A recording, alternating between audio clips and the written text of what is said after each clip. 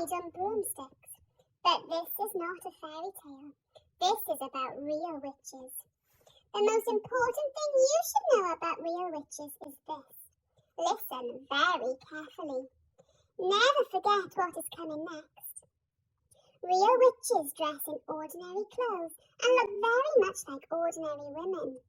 They live in ordinary houses and they work in ordinary jobs. That is why they are so hard to catch.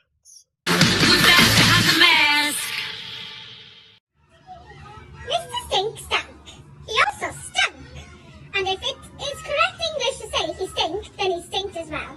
He was the stinkiest stinker who ever lived. A stink is the worst type of smell. A stink is worse than a stench, and a stench is worse than a pong. And a pong is worse than a whiff. And a whiff can be enough to make your nose wrinkle. Harry Potter was an unusual boy. He hated the summer holidays more than any other time of year. He was also a wizard.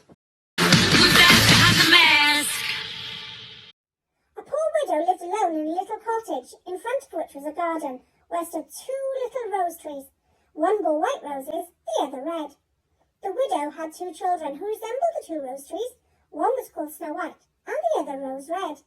They were two of the best children that ever lived. But Snow White was quieter and more gentle than Rose Red. Rose Red liked best to jump about in the meadows to look for flowers and catch butterflies.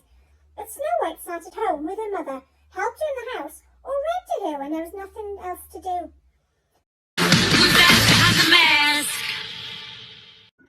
But yaks, Mummy smiled, are all shapes and sizes. And bigness can come in all sorts of disguises. Maybe one day you'll be huge, you'll be tall. So don't rush to grow up when it's great being small. Hamilton the pig was very fond of hats. He had big hats, small hats, tall hats, floppy hats, stripy hats, feathery hats, and suitable for every and any occasion sort of hats. In fact, he had so many hats that you would need more than all your fingers and toes to count them. When Hamilton the pig's mum saw Hamilton messing about in his hat, she worried. "Hamilton," she would say, "you are a very vain little pig, and I do not know what has become of you. You have many lessons to learn in life, and you will learn none of them from hats." But Hamilton did not listen. The very hungry caterpillar.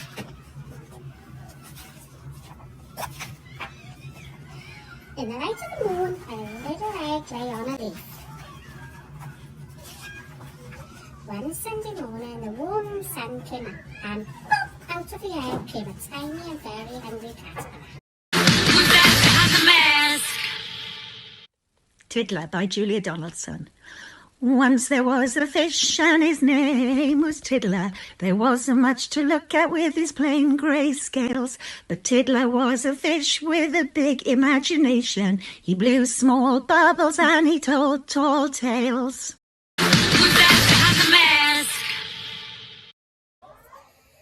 "Let's get a pup," said Kate. "What, a brand new one?" said a now wide-awake mum. "With the wrapping still on," added her breathless dad. "Pups don't come wrapped," replied Kate. "I know they don't," said Dad. "It's just a joke."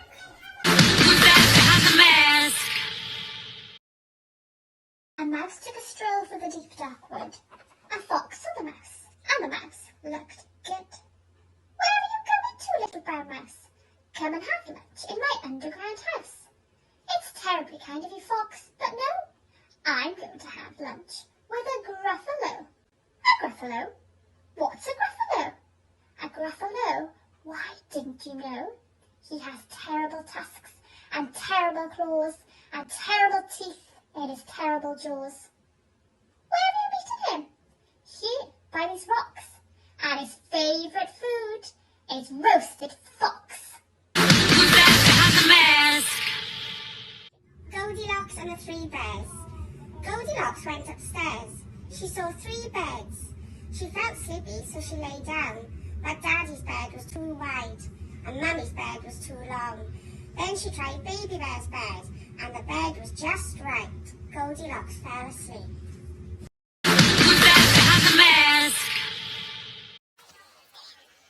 Mr. Stink by David Williams. Mr. Stink stank. He also stunk. And if it is correct English to say he stinks, then he stinked as well. He was the stinkiest stinky stinker who ever lived. A stink is the worst type of smell. A stink is worse than a stench. And a stench is worse than a pong. And a pong is worse than a whiff. And a whiff can be enough to make your nose wrinkle.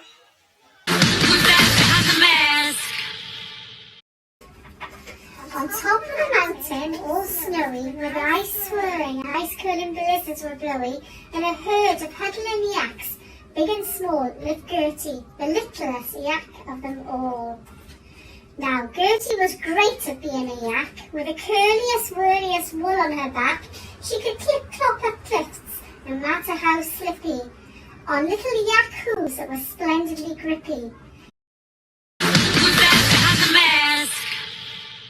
Smallest Girl Ever by Sally Gardner. Mr. and Mrs. Genie wanted a baby.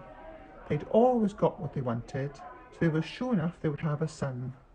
He would grow up to be a great genie like his father and a great magician like his mother.